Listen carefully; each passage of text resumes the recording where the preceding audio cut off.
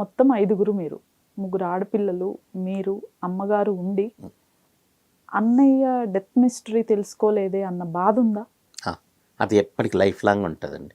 Okay. ఎంత సంతోషంగా ఉన్న రోజైనా కూడా నాన్న ఎట్లా ఇదయ్యాడో అనేది తెలుసుకోలేకపోయాను అనేది ఉంటుంది చూడండి, అది వెనక నుంచి పొడుస్తూనే ఉంటుంది.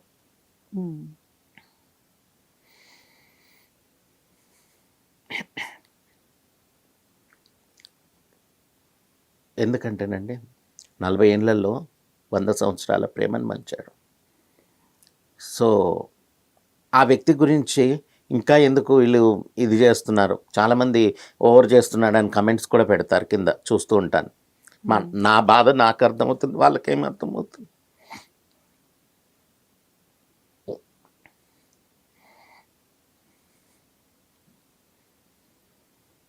అంటే అన్ని ఇళ్ళల్లో ఉంటాయండి, అంటే తొడబుట్టిన వాళ్ళు వీళ్ళంతా ఉంటారు. ఏదో 4 రోజులు ఏడుస్తారేమో, పోతుందేమో, కానీ మా అన్నయ్యతో ఉన్న బంధం అలాంటిది కాదు మాకు. సో అలా అది పోలేదు. ఎంత వద్దనుకున్నా కూడా, ఎంత తీసేయాలనుకున్నా కూడా, అలా ఆయన గురించి ఒక 10 నిమిషాలు మాట్లాడానంటే ఇంకా ఇదే పరిస్థితి. ఆ రోజు నైట్ మీతోనే ఉన్నారండి? 11-12 వరకు? అవును, 12 వరకు మీతోనే ఉన్నారు అని చెప్పేసి విన్నాము. అవునా? అవును. ఓకే. అంటే అసలు ముందంతా కలిసే ఉండేవాళ్ళం. యాక్చువల్లీ జాయింట్ ఫ్యామిలీ కదా జాయింట్ ఫ్యామిలీ. మీరు? ఎవరెవరు ఉండేవారండి? అమ్మ, నాన్న, అన్నయ్య, వదిన, నేను. నాన్నగారు ఉన్నారు అప్పుడు? నాన్న అంటే అన్నయ్య పోయే టైంకి లేరు అసలు. ముందు 2 ఇయర్స్ అంతే. 2012 నాన్నగారు, 14 చక్రి గారు. అంతకు ముందు 20 days బిఫోర్ ఏమో వచ్చినట్టున్నారు కదా మీరు బయటకి. అప్పుడు కూడా సేమ్ ఇవేనండి, ప్రాపర్టీ ఇష్యూస్ ఏనా లేకపోతే వేరే ఇష్యూస్ ఏమైనా ఉన్నాయా? అంతే, ఆమెకి మేము ఇంట్లో ఉండడం ఇష్టం లేకుండింది. బికాస్ ఆఫ్ వీటి వల్ల, ప్రాపర్టీస్ వీటి గురించి? అది ఏంటో తెలియదు అండి, ఏంటో తెలియదు, ఎందుకో తెలియదు. కానీ ఓకే, నాన్న ఉన్నంత వరకు ఏ ప్రాబ్లం లేకుండింది. అంటే నాన్న చాలా స్ట్రాంగ్. ఓకే. నాన్న పోయాక ఇంకా చిన్న చిన్న గొడవలు చేయడం ఎప్పుడు అలాంటివి స్టార్ట్ అయిపోయాయి. చక్రి గారికి సెకండ్ మ్యారేజ్ కదండి? అవునండి. First marriage arrange marriage. అవును. ఇప్పటికీ కూడా ఫైట్ చేస్తున్నారు కదా, ప్రాపర్టీస్ పరంగా కానివ్వండి, ఏదైనా సరే. ఇంకా ఏదైనా అంటే ఇప్పుడు డెత్ మీద ఏం చేయలేకపోయామండి. అంటే రిపోర్ట్స్ ఆయన అదే పోస్ట్మార్టం చేసి ఉంటుంటేనే. మీరు కూడా ఆ టైంలో నిరాహార దీక్ష చేశారు 3 days. అవునండి. అమ్మగారిని పెట్టుకొని కూర్చొని చాలా ఫైట్ చేశారు మీరు. ఈ కండిషన్ లో ఉన్నా కూడా అన్ని బాగుంటే కూడా మనకి ఎందుకు లేదండి, నేను ఒక ఫైటర్ లాగానే బతుకుతున్నాను. అన్నయ్య పోయినప్పటి నుంచి కూడాను ఒక ఫైటర్ లాగానే నా లైఫ్ ముందుకెళ్తుంది. మేము విన్న దాని ప్రకారం ఏంటంటే అసలు ఆయనకి హెల్త్ ఇష్యూస్ కూడా ఏం లేవు, జస్ట్ ఓవర్ వెయిట్ ఉంది అంతే. దానికి తప్పనిచ్చి ఇంకా వేరే హెల్త్ ఇష్యూస్ కానివ్వండి ఇవి ఏమి లేవు అని చెప్పేసి విన్నాను. అవునండి. ఎందువల్ల అండి లాస్ట్కి వచ్చేసరికి ఎందుకు అలా అయిపోయారు? అదే అంటే లావ్ అవ్వడం అండి. లావ్ అవ్వడం అదే స్ట్రెస్, కొంచెం ఫుడ్, ఓవర్ నైట్స్ వర్క్ చేయడము, పార్టీస్ ఇవన్నీ ఉంటాయి. బట్ దానివల్లే మాత్రం ఆయన ఇదవ్వాల. నైట్ 12 వరకు అక్కడే ఉన్నారు, మదరే ఇలా చేశారు అనేది ఒక కంప్లైంట్. అవును, ఆవిడ పోలీస్ స్టేషన్లో కంప్లైంట్ ఇచ్చిందే మదరు పాయిజన్ ఇచ్చారని. ఏ తల్లి ఎవరైనా చేస్తారండి, ఎవరు చేయరు. సరే అవుతండి, అవన్నీ మళ్ళీ తవ్వుకుంటే. ఇప్పుడు అమ్మగారి పరిస్థితి ఎలా ఉందండి? ఆవిడ ఇంకా ఏంటంటే నా కోసం బతుకుతున్నారంతే. అంటే నిజంగా వాళ్ళ అన్నయ్యకి అమ్మకున్న బాండింగ్, ఆ ప్రేమ, అసలు ఆవిడేమైపోతారో అని భయపడ్డాం మేము. అంతే కదా. కానీ ఇంకా అదే ఆమె ధైర్యం తెచ్చుకుంది ఏంటంటే నా కోసం అని. మీకు చక్రి గారికి మంచి మెమరీస్, ఒక ఫన్ ఎలివేట్ చేసే మెమరీస్ కానీ అలా ఏమైనా ఉన్నాయా? అందరం ఫ్యామిలీ అంతా కలిసి బాగా ఎంజాయ్ చేసేది, ఆడుకునేది అంతే. కానీ ఇలా అంటే ఒక ఫన్ వేలో కావాల్చుకొని అట్లాంటివి అయితే, ఆట పట్టించుకోవడాలు అలాంటివి అయితే ఏం లేవు.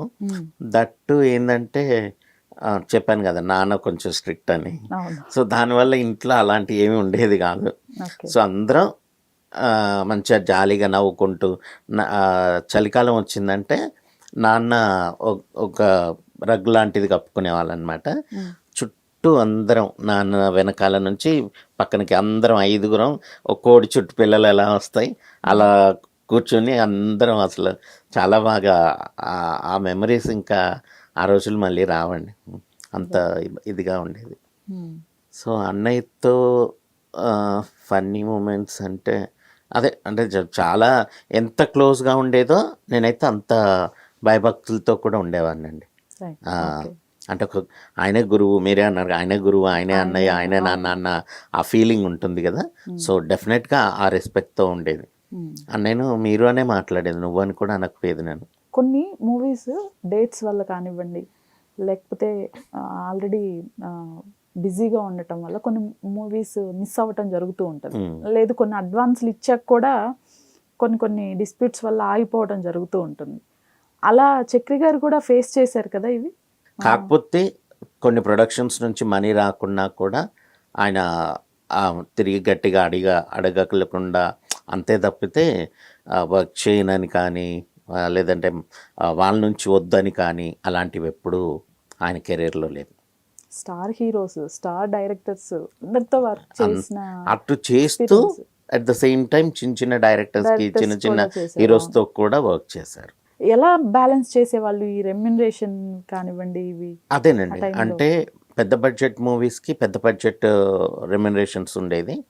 సేమ్ టైం చిన్నోడు వచ్చి మాకు అంత లేదండి ఓ 20లో చేసి పెట్టండి అంటే కూడా చేసి పెట్టేవారు. బట్ ఈవెన్ దో ఈ 20లో చేసిన మూవీస్ కూడా ఆయన ఎక్కడ క్వాలిటీ తగ్గించకపోయేది, కాంప్రమైజ్ అవ్వలేదు. మంచి క్వాలిటీ ఇచ్చేది. సో కాబట్టి అన్నయ్య దగ్గరికి వచ్చిన ప్రతి డైరెక్టర్ అయినా ప్రొడ్యూసర్ అయినా ఆయన దొరికితే చాలు అనుకునే భావనతో ఉండేవాళ్ళు అనమాట. మీకు గుర్తుందా అండి హైయెస్ట్ రెమ్యునరేషన్ ఏదైనా అన్నయ్య తీసుకున్నా? సింహ 1 CR, తర్వాత దేవదాస్ కూడా మంచి రెమ్యునరేషన్, అండ్ రేయ్ వైవిఎస్ చౌదరి గారిది అది కూడా అందులో ఉంది. దేశ్ముద్రు ఇలాంటి చాలా మూవీస్ ఉన్నాయి. అంటే అప్పట్లోనే 8 years బ్యాక్, అంటే అన్నయ్య చేసి ఆల్మోస్ట్ సింహ వచ్చి 10-12 years అయిపోయింది. అప్పట్లో 1 crore అంటే ఇట్స్ హ్యూజ్ అమౌంట్. సో అంత ఆ అమౌంట్ అంతా ఎవ్రీథింగ్ ప్రాపర్టీస్ ఇవే తీసుకున్నారా మొత్తము? లేదండి, ఆయన సోషల్ కూడా అదే బాగా చేసేవారు. రోజు ఆఫీస్ అనగానే ఒక 20-30 మందికి భోజనాలు ఇవన్నీ ఉండేది. సో అదంతా ఆయన ప్రాపర్టీస్ మీద కంటే కూడా half of the amount social savings కన్నా కూడా ఎక్కువ అంటే పెట్టారు.